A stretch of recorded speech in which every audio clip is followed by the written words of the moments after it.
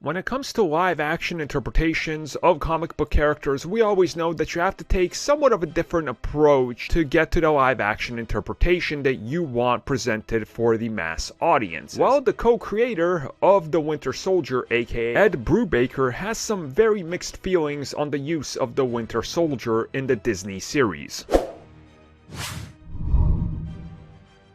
So just to clear this up so people understand, Ed Brubaker did not create Bucky Barnes.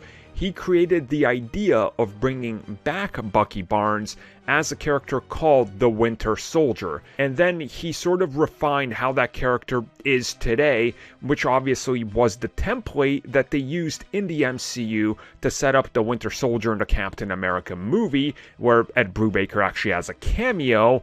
And then now the character has evolved to somewhat be different and definitely a far cry away from what he was in the actual comics after he showed up as the Winter Soldier. So in a newsletter that Brubaker sends to fans, he talks about watching it and his mixed feelings on it. He's happy for Sebastian Stan. He's happy for the guy that he gets to play and bring to life, which is Bucky Barnes, the Winter Soldier. He's happy for Anthony Mackie and says he's amazing as the Falcon.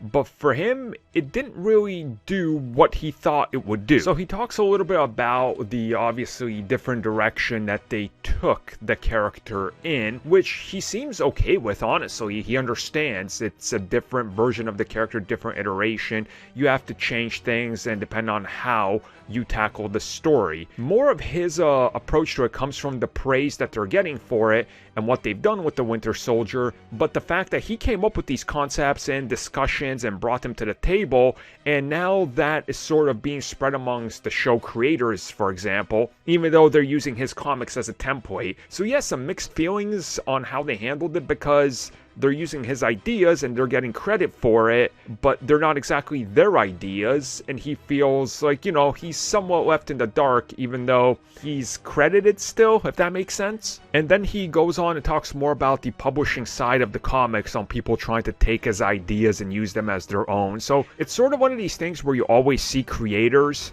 come out and be like, well, I like what they done, but yeah, there's always some twists and turns that they're not really fans of, or people trying to take credit for their work, or them not getting credited enough, I guess, is also the instance here. So overall, he likes everything he's seeing. He just wishes that there was also more credit tossed his way, which, understandable.